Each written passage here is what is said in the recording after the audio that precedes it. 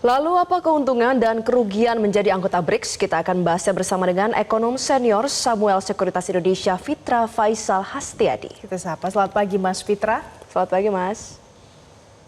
Selamat pagi Mbak Valen dan Mbak Valeri. Oke, Mas Fitra, kalau seandainya kita lihat masuk ke dalam organisasi BRICS pasti ada nanti keuntungan kerjasama yang bisa dinikmati oleh Indonesia sebagai negara anggota saat ini. Tapi kalau dilihat konkretnya keuntungannya itu seperti apa sih Mas pada saat sudah resmi bergabung jadi BRICS?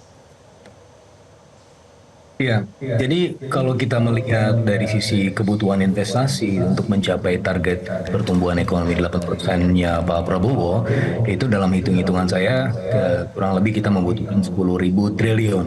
Nah, dari 10.000 itu maksimum 3.000 triliun itu dipenuhi dari dalam negeri dan 7.000 triliunnya dipenuhi dari luar negeri. Dan oleh karenanya keberadaan BRICS ini untuk kemudian memenuhi kebutuhan investasi itu untuk yang multisektor di sektor ICT, energy, housing, transportasi, dan juga water sanitation, ini kita membutuhkan pendanaan eksternal yang lumayan signifikan.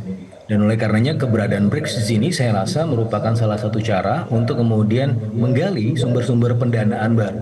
Apalagi kalau kita lihat dari BRICS ini selain China dan Rusia, kita juga melihat ada India di situ, ada South Africa yang merupakan jembatan ke pasar yang sifatnya lebih non-tradisional. Bagaimana juga kita melihat ada potensi perluasan BRICS ya ke negara-negara yang juga sifatnya ya non-tradisional seperti di Afrika dan juga di Timur Tengah.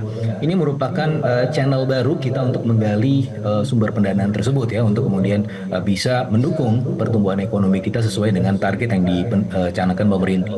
Tetapi di sisi lain tentunya ketika kita masuk ke BRICS ini adalah salah satu tantangannya adalah di iklim yang terkesan friendshoring ya kita melihat bagaimana tensi dari Amerika Serikat versus China selama ini sudah kemudian bahkan dikategorikan oleh UNCTAD semenjak 2022 sebagai iklim friendshoring yang berkongsi di antara sejawat bagaimana Amerika Serikat dengan Eropa dan juga China juga dianggap satu klaster dengan Rusia. Ini ketika kita masuk ke salah satu ya artinya adalah satu tantangan tersendiri bahwa kita agak mengkutub ya di satu titik. Tetapi di sisi yang lain sebenarnya kalau kita melihat dari timelinenya kita pun sebenarnya sudah kemudian melakukan upaya untuk berkongsi dengan OECD yang mana itu adalah kutub friendshoring di seberang dan ini sebenarnya sudah mulai berlangsung semenjak tahun lalu bahkan dari bulan Mei. Ya memang dalam pelaksanaannya BRICS itu jauh lebih cepat ya karena mereka tidak terlalu selektif sebagaimana OECD tapi saya rasa karena duluan di BRICS ya dan BRICS itu adalah bisa dikategorikan kumpulan middle power atau new power ini menjadi kompleks ya dalam dari sisi itu. Tapi di sisi yang lain ya kita sebenarnya masih tetap menjalankan politik bebas dan aktif gitu Mbak Valen dan Mbak Valeri. Ya, Mas Fitra, kalau gitu bagaimana Indonesia harus menempatkan diri karena memang masuknya Indonesia menjadi anggota BRICS ada keuntungan, ada kerugian, ada pro dan kontra. Dan salah satunya juga hubungan dengan Amerika Serikat. Baiknya seperti apa, Mas?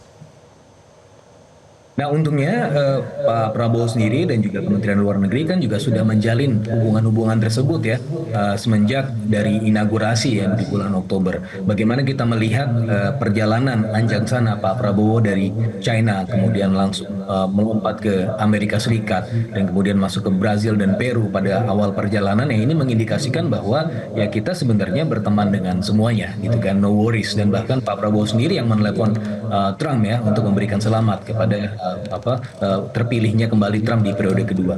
Hal ini saya rasa merupakan sarana ya untuk kemudian menjadi penghubung di antara dua pihak yang terkesan tidak kemudian berkomunikasi secara intensif, tetapi Indonesia dalam hal ini dalam posisinya ASEAN centrality dan neutrality bisa kemudian menjalankan peranan sebagai jembatan komunikasi di antara dua pihak yang ya tadi setengah kemudian menjauh tersebut gitu ya. Nah ini yang menjadi posisi strategis Indonesia saya rasa di situ ketika ada di BRICS dan tapi tetap menjalin komunikasi dengan teman-teman di wilayah utara terutama Amerika Serikat dan juga Eropa.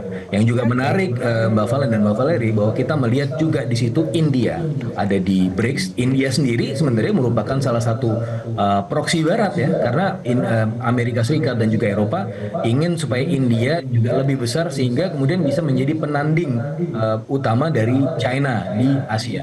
Ya, karena dengan demikian bahwa kita melihat bahwa sebenarnya ya BRICS itu lebih inklusif juga, dan ketika BRICS semakin membuka diri, itu semakin kemudian mengeliminasi definisi eksklusif dari BRICS karena dia open terhadap semuanya, soft and open regionalism. Baik. Dan pada akhirnya kita melihat bahwa pendekatan yang lebih institusional, pendekatan yang lebih berkongsi di antara sejawat yang lebih terformalisasi, ini jauh lebih baik ketimbang pendekatan yang market driven, kita berhubungan tanpa institusi gitu.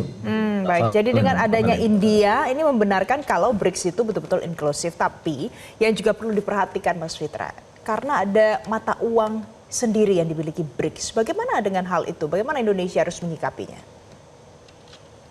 Nah, itu kan wacana yang masih sangat jauh sekali ya, karena dalam beberapa perhitungan sebenarnya kalau kita mau buat mata uang sendiri ya di kongsi-kongsi di Asia ya, entah itu di ASEAN atau bahkan ini di BRICS yang variasinya sangat tinggi sekali, itu setidak-tidaknya butuh waktu sampai 2050 ya. Jadi apalagi dengan kondisi BRICS yang variasi pembangunan ekonominya antara negaranya itu lumayan tinggi gitu. Jadi itu agak tidak bisa terjadi di jangka pendek ya, sehingga itu sebenarnya wacana, tetapi saya rasa tidak akan dalam waktu dekat. Yang kedua, kalau kita melihat BRICS ini kan juga sebenarnya terminologi yang disebut di awal-awal oleh Barat juga, oleh Goldman Sachs di tahun 2001. Dan oleh karenanya sebenarnya BRICS adalah sebenarnya merupakan persepsi Barat terhadap negara-negara yang emerging. Tapi kemudian negara-negara yang emerging itu sadar bahwa dirinya ketika berkongsi menjadi lebih baik gitu kan. Tapi pada akhirnya Barat pasti akan terus melihat BRICS sebagai negara yang atau region yang merupakan negara-negara yang layak untuk kemudian dikolaborasikan, layak untuk kemudian membangun jaringan perdagangan dan investasi yang lebih lanjut ke depan. Karena itu pun yang membuat persepsi tersebut di awal ketika melihat market yang paling berkembang adalah Barat itu sendiri juga. Ya, Mas Fitra, berarti lebih banyak untung atau ruginya dari Indonesia masuk dalam anggota BRICS?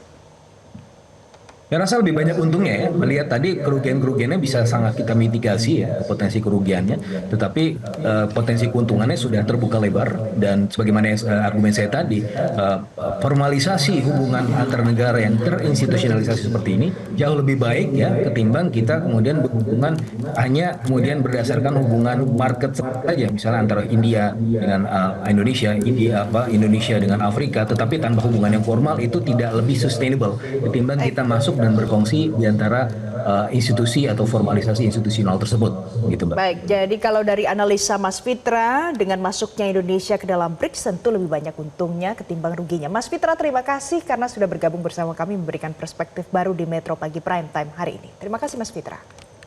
Jelajahi cara baru mendapatkan informasi. Download Metro TV Extend sekarang.